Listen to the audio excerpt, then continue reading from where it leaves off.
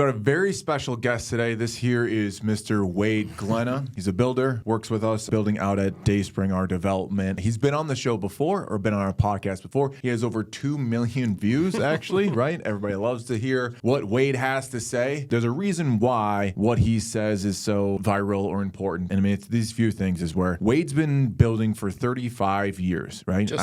You started building when I was 2 years old. Yes. That's what it is, right? So that's a long amount of experience. The other part of it, he's done almost every trade building for the most part, right? I could probably pull it off. Right? Every just little single-handedly pull it off, yeah. If my body will keep up. I hear you. And then you build now, I mean, different than what it used to be for you, but like now, on average, you build $900,000 houses. You're kind of in that upper end luxury building phase now. Yep, some higher than that, some lower than that, but that's kind of the average. Right. So I asked Wade this. So I've known Wade for a little while. The one thing I think that's really important when it comes to a builder, just like how well can you trust what they do and what they say? I mean, that's huge. There's so many things when it comes to building that happen that no one knows about. I mean, we don't know what happens when the bid goes to here, goes to there. I mean, even as an agent who's right next to it all the time, there's so many things I don't get to see, right? Right. And I think trusting what that builder is doing is the most important thing. And I had asked you this question of like, what is the most important principle you have? And you had said communication, which is also like a really good answer, I think, to it. So people know what's happening, it's transparency. But I think on the other thing was like, okay, when it just comes to the house, and you had said exactly this of what you said to your subs, like, what do you tell them every single time? Well, I talk to them, and if we're working on something, I'm like, how about we do this so that this house is still here in 200 years? Because that's where it should be. We have the ability now, of course, some of the materials won't survive that, but if you can, make it last longer instead of just doing it as fast as you can. Right. I mean, that's going to lead me into, I think, the best question I can ask you is like, all right, what's the difference of a home that lasts 200 years versus a home that lasts 50 years? The foundation is a big part, making sure it's good and solid. I believe the framing is a huge part of that because if you don't have tight framing, consistent framing, level, square, all that stuff, everything you attach to that framing is inferior, really. It just drops the quality of the whole thing. If you don't, as you go, keep putting things together as tight as you can, as secure as you can, it's just not going to hold up. So, I mean, when it comes to what I see in a house being built, I mean, what do I care about the framing? How am I even supposed to be able to see that or know, even as an agent? I know my clients have no idea if this was good framing or bad framing. How am I even supposed to be able to tell or judge that that's the case? 100% agree. Most of them can't. I framed for a long, long time. Local building inspectors, I know a couple of them were carpenters as well. The carpenters that I use now, since I'm not doing it myself, are amazing. The local inspectors even joke about trying to find something wrong with what they do. They're so good. And I've had every sub compliment them on what it looks like. Everything is super tight, super square, and measurements are right on. And as long as you're doing that, everybody's happy. How am I supposed to select a builder that does that or even like test or know that? You know what I mean? Reputation. Talk to some of their past clients. If you can't come up with 5 customers that'll stand behind you, maybe there's a problem.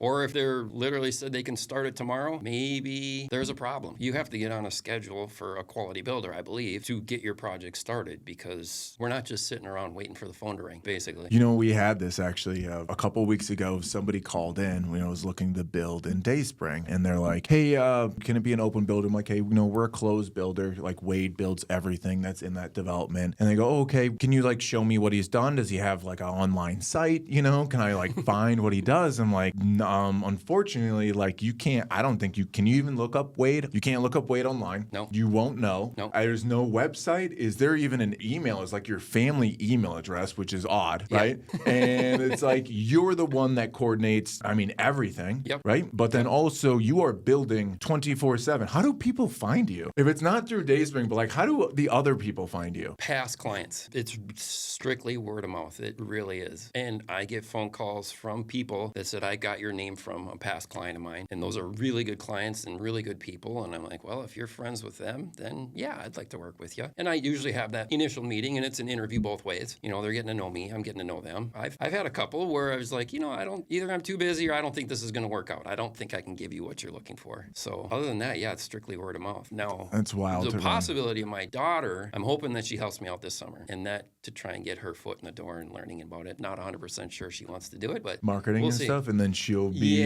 builder, second builder kind of thing. Because you can't handle more business Right, then you... right. It's like I'm at the top of as much as I can do, but as long as Yeah. she's there to help pick up the slack, Yeah. and then maybe do some marketing, maybe put a website together. I don't know. It seems Maybe crazy to put- me, but He's got 2.5 million views on social media, but you can't find him anyways. No, you can't. No. It wouldn't even matter. It's just somebody you know may have my cell phone number.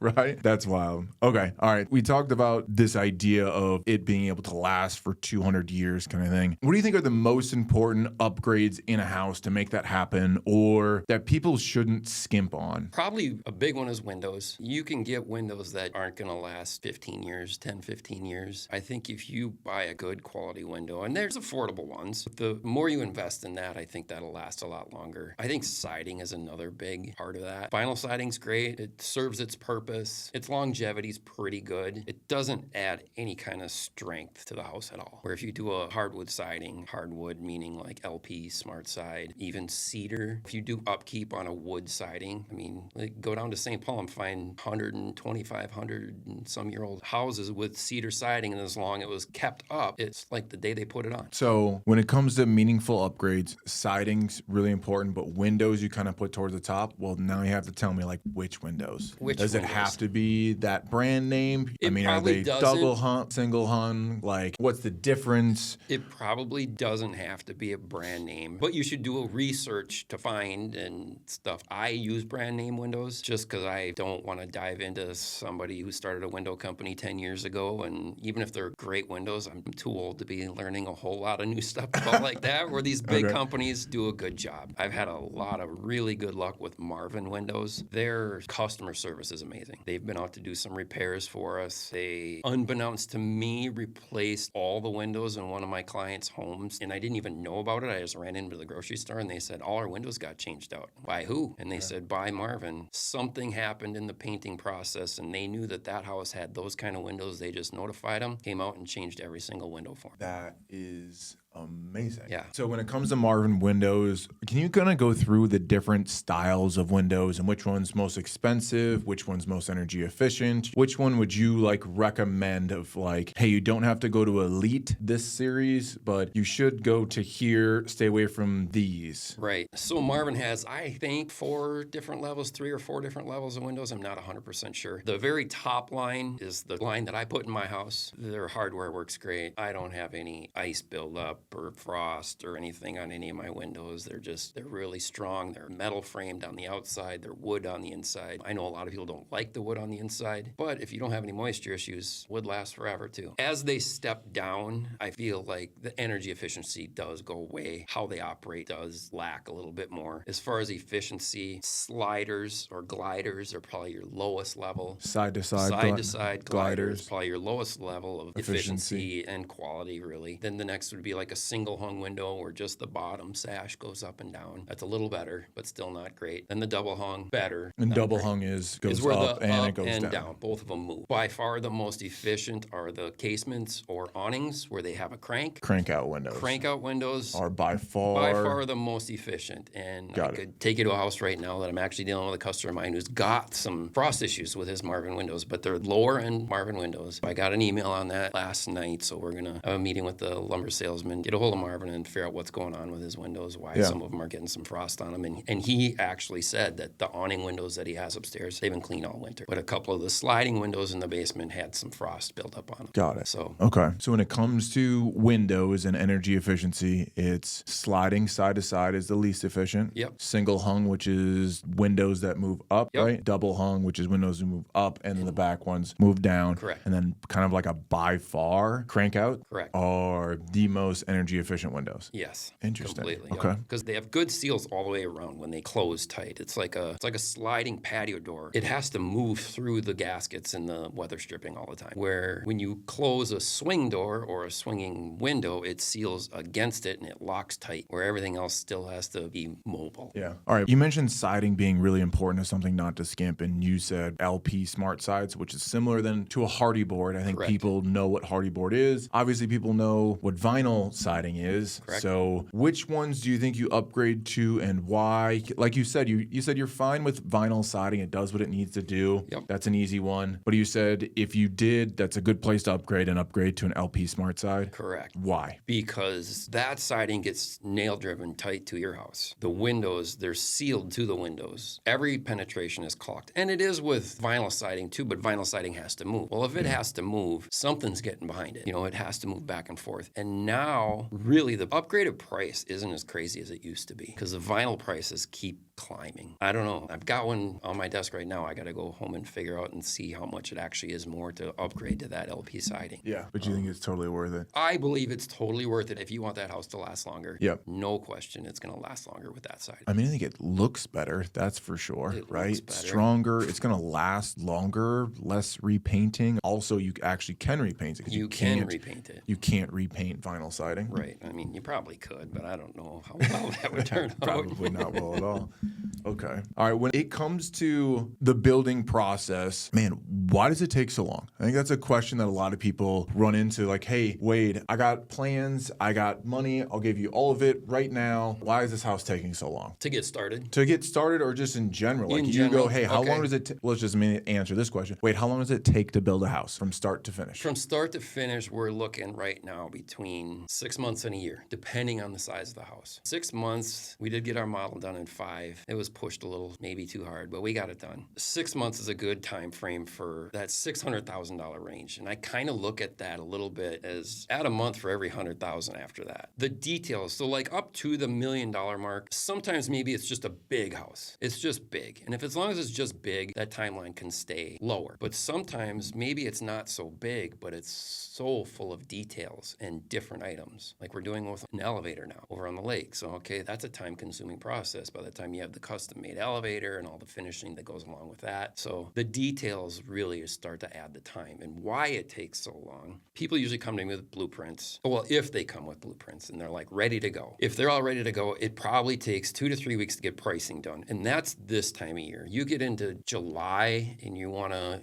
start your build in the fall or the winter. Getting pricing from subcontractors in the summer is hard. They're busy. And a lot of my guys, they're the office, they're the foreman, they're the labor. Okay? They're not just a giant company that only has office people running estimates. Sure, I have some people that are that way, insulators, drywall guys and stuff like that. I use bigger companies for that, and they can turn over their estimates pretty fast. But my concrete guy, he's still out pouring concrete. So you got to be a little more lenient when they're working 50, 60, 70 hours a week, and I'm pushing them to get a price for a house that's going to start in the fall. So you got to be a little bit more lenient with the time frame of 3 weeks at least to get that pricing back. This time of year, 2 weeks is maybe a little more realistic. Then once that pricing comes, then you can go for building permits. Well, maybe this time of year we're getting building permits in 2 to 3 weeks. Well, if it's in the middle of July or August or September even, because the fall gets busy, it could be 5 weeks for a building permit. So that's just you. I mean, you we send apply it for the in, permit and then we just wait. wait. I mean, we line things up the best we can, get some stakes in the And it'll ground, take but we 5 can't touch weeks? anything. It could take 5 weeks to So get the permit. 1/6 of a 6 month, right? 1 month is just waiting for permits to be. And I don't even start that timeline of build until that permit's issued. Yeah. Because all bets are off with if there's permitting issues or hoops to jump through with the county or okay. the city or wherever you're at. All Once right. we have that permit, then it's really on us. Yep. Then that's kind of when that timeline starts clicking. And then I also have a conversation with most of my homeowners of, I work with one framing contractor pretty regularly. I do have one other one that is pretty good. The one is better, but the other one is good. Do you follow what I'm saying? Yep. It's not like they're bad or, Yeah. the other one is so good that I don't know if anybody's as good as they are. But the other one I feel comfortable with. If we have to wait 2 or 3 weeks for their schedule to be able to come frame, we will wait those 2 to 3 weeks. I'm not going to go chasing some guy that can show up in a few days to get it done. It's not worth it. I've done it a couple times. It hasn't panned out very well. So I tell everybody that the foundation's up. I know it's sitting there. I know nothing is happening. It's worth the wait. What's a couple of weeks? It's really not that bad. We're 6 months in a full build process. 1 month of that is just waiting for permits. It typically No, that timeline starts after the permit. after the permits, right? Yep. So we got pricing. We're going to timeline is 6 months to when the permits get cleared, but that can add on to that, right? So it can be 8 months from, hey, Wade, I've got plans. Yes. I have money. Yep. Let's get started. You're like, okay, great. I got to get pricing and I got to get these permits through. Then the 6-month timeline starts. I have one right now that came with plans. They did some modifying to their plans, so we are working through that process. I think I had my first meeting with 2 weeks ago, and we're going pretty well right now. He's got a good, solid plan of what he's looking for. I think I'm going to have the estimate done the end of this week. Everything looks good. He has his financing in place. Maybe we go for a building permit in 2 weeks. That's pretty fast. A lot of times it could be 3 months because the plan isn't quite the way they want it, making changes because I can explain to them, oh, this is really expensive if you do it this way, if you change a little bit or shrink it or whatever. So then, all right, so we have like that full time limit. I think there's this other piece that I think I didn't realize as much as I do now of when it comes to bidding out a plan where it's like, hey, Wade, we want to build this. Can you give me numbers on this? I'm like, Wade, why is it taking 3 weeks? And now I know why it takes 3 weeks. You have to go to every subcontractor to go, hey, here's what we're doing. Here's what this will be. How much will this exactly cost? And you have to guess at that moment for each bid to go, yes, this is what I would bid this project at. We're just trying to get estimated numbers in a way. Right, kind of thing, right. Right? And it really depends on the complexity of the house. Sometimes, I can sit down in a few hours and kind of lay it out and get an somewhat accurate idea of the cost. Some of the houses and plans that I get, there's just no way. Yeah. There are way too many details in it. So I'm like, you know what? We're just going to send it out for bid. If we seem like we're really going to do this project or it's going to happen, we will take the time and put those numbers together. Yeah. When it comes to, I think, bids or getting different bids from different companies or different builders, I think there's always this idea from my clients or even real estate agents' perspective is to go, okay, if I take this same build and send it to 3 different builders, they're each one's going to be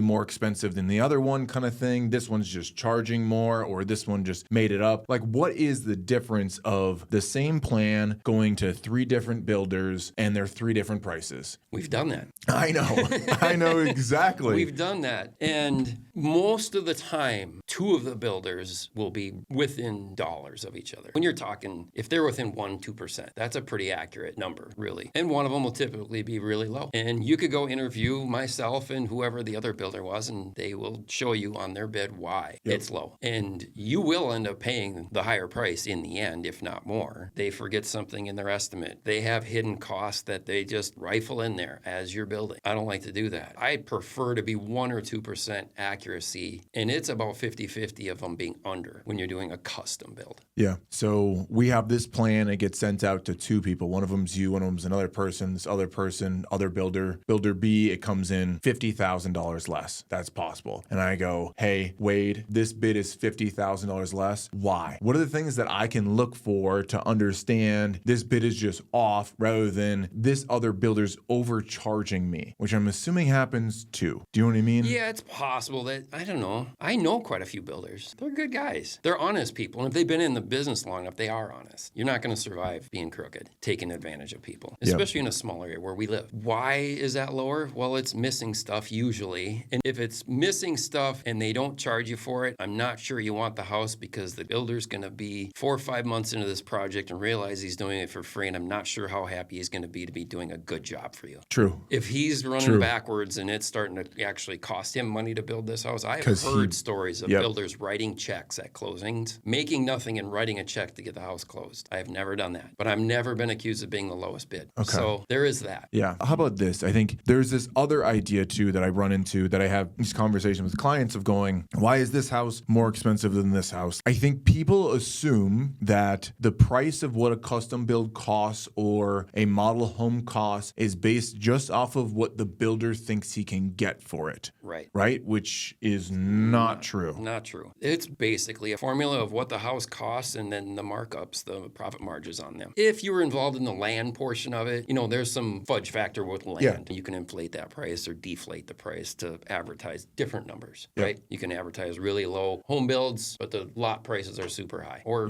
vice versa. I was trying to think when people run into that problem, I don't know. Every time I've gotten estimates from subcontractors, and if it's something I'm branching out and like something new and I'm getting like 3 estimates for it. I typically toss out the low one just because if there's 2 people that say it's going to cost this much and one thinks it's going to cost this much for them to do that, I think the guy messed up. And I'm the same way when I'm hiring somebody. I don't want to put an excavator on the hook for something that when they're halfway through, they understand that they did it wrong or estimated it wrong, and then they're trying to do it as cheap as they can to get it done. We're not going to get it done right. When it comes specifically the cost of a custom house or just in general, I guess any new build in general has a few different factors. I mean, one is like the land is the cost. Then it goes the house, maybe land improvements, well and septic, there's that. Then it comes to the cost. Then it comes to the builder's contractor fee, right? I mean, that's the 3 pieces of it. Right. One guy could be lower, but if he went out and found every single subcontractor that was the low bid on a project, that's one way to do it, but I don't feel like that's the right way to do it. Agreed. I've built it to the point now where every once in a while I'll price check my subcontractors, but not every time. We've known each other, some of us for 30 years, some of us longer. If we don't trust each other at this point, what are we doing here? Yeah. Can you go through with me kind of on the difference between a custom home build and like a national builder build? What's the difference? Does it cost more? Does it not? Why would it? Why wouldn't it? Why don't I just go to the national builder and get the house that's there? That's perfect for some people. Neighborhoods, they own the land. They run the show. If you want to live there, that's where you're going to be. You're going to be with them. The quality isn't there. It is not the same house. A house built in those giant neighborhoods where they're putting 200 houses up is not going to be the same quality as a contractor that is doing 5 to 10 houses a year. It's just not going to be the same. The people they use as their subcontractors. I know enough guys that have worked for some of the national builders. You don't bid their work. They tell you what they're paying for that job. And if you want to do it, you do it. And it's good for guys too. It's a great way to start and learn. They keep you busy. As a framing carpenter or contractor or something, those guys aren't looking for work. They get done with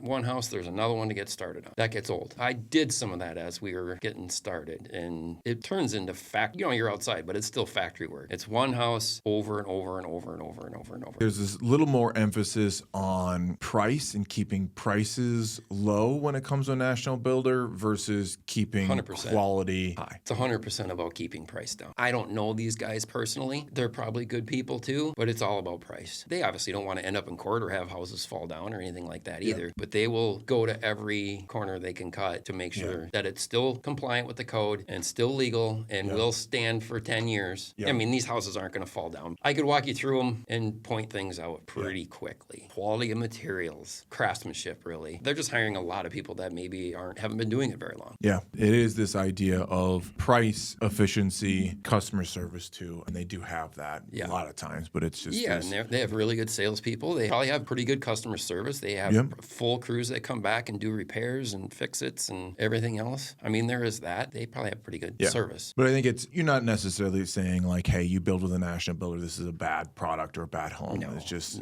it is inferior. Yes, it is different, and it is different. It should be. It right? is. I mean, a mobile home is different than a stick-built home as well. Very true. Not saying that's you just the compared same, those two, but they're different. Yeah. All right. So when it comes to, I guess, doing custom versus going with a national builder and doing a spec home, right, or buying a model home, what's the difference? Who's for who? Who should choose which one? Do you kind of know, like, who fits a good? How long are you going to stay there? Yeah, good question. How long you're going to live there? If you plan on like kind of your move-up house and you're your age, your kids you're kind of done having babies, and you're going to get into that house where you don't want to be moving around for the next 15, 20 years because you're going to raise these kids, get them out on their own, and then sell. Those people should be really looking at a custom builder, I think. It's going to be a much more solid house. People want that to be worth more in the end. You can explain to me which houses is that custom house going to appreciate faster level than in a neighborhood that has every other house looks the same? I'll ask you this question kind of back to you. When you say custom houses, I think there's this is when somebody over customizes a house. Do you know what I mean? When they pick a floor plan, because I hear this from everybody all the time. They're like, I don't want one of those cookie cutter homes. I'm like, there's a reason why those cookie cutter homes are cookie cutter, because they're the most efficient floor plans that everybody loves. Yes. And you go, I want my house to look like no one else's house. Then all of a sudden, 10 years later, it's outdated a little bit, and everybody goes, why was this house built like this? So I think when it comes to custom, like, yes, in certain price ranges, custom and quality, buyers can tell. In other price ranges, buyers just don't care or they can't tell. So no, those don't. When you go to custom with a house, and that takes out a lot of buyers. Sure. Right? Yep. So you really kind of have to be cautious in it, and you have to be in the right price range where a buyer will actually understand. But yes, I think in the end, in the right price ranges, quality will trump anything else. Obviously, you know this, in lower price ranges, price will trump everything else. And that is exactly what we've been talking about here. Exactly. Yeah. I don't know. I'm a house guy. I feel like the house should be nicer than that, better quality things. But I understand that there's a purpose for those houses. And the world would not have enough houses if everybody built them like I did. Because it takes too long. Those guys are great at getting houses up fast and getting people in them, and people have housing. And I don't think they're horrible. Like I said before, I just think ours are better. Yeah. And I think, you're not wrong. Your houses better be better. Right. Do you know what exactly. I mean? That's 35 years of work and a little bit higher price ranges, and it takes longer. You have to make those better. Yep. And I always tell people when we're doing a custom house, we have never built this house before. This house has never been, you came with the plan, you designed the plan with the designer. Sure, it's got similarities to other houses and everything else, and they all basically go together the same way. But this exact house has never been built before. This is a brand new, unique product. We will stand behind it. There may be problems. We try to see them and head them off beforehand, but sometimes it looked great on paper, but didn't exactly turn out how you thought or how I thought. And we will make those changes and adjustments as we go. It doesn't happen very often, but it can. Yeah. Well, I got one final question for you, I think. Where do you see the state of building a new construction going, in what direction? What's next for you, I think, or I don't know, or what's next for building kind of thing? Where do you want to see it go? I don't know. Where would I like to see it go? I think smaller houses. Okay. Really? Maybe it's just me and my age, but my house is too big. My last house was too big, so I built a smaller one, and it's too big now. I'd rather just go smaller again. Happiness is not where you live. It's not the house you live in. It is not. It's who you live with. Because I have lived in very nice houses, and I have moved my family into a tiny rental house that we have, and have had that discussion with them, and we are just as happy in any of the houses we've ever lived in. It doesn't matter where you live. Sure, it's comfortable, it's pretty, it's nice to be there. No more happiness with the home. That is wisdom that we try to preach every single time, even though we sell them. You build them, I sell them. It doesn't matter how big it is. It doesn't matter what the price tag is. It's not going to make you any more happy. Or if you back up to a golf course, or if you have a pool in your backyard or not, you got 40 acres, you got 10 acres. It's a trailer. It's not. It's a home. And what you do in that home and who you live it with, that determines everything. Does it make it a little bit easier? Does it make it a little bit more simple? Does it give you a little bit more chance to have those things? Yeah. Sure. Mm-hmm. But in reality, does it matter? No. There we go. But quality does. If you are going to do it, if you're going to do it right. A lot of times this is, for a lot of people, their house is all of their money, all of their investment. It's their biggest purchase. We have to remember that. We do it every day. It's not as big of a deal, but for them who do it 3, 4, 5 times in their life, maybe some people once, that's a big deal. You have to treat it like it's a big deal. And we do. We do. All right. Appreciate it, Wade. Awesome to have you on. Thank you for always being on here. Yep. If anybody has questions for Wade or Ask a Builder, we might have to have an Ask a Builder segment. Yeah, and we'll have him come on once a month, and we'll see what he says. So appreciate it. Yep. All right. Thanks.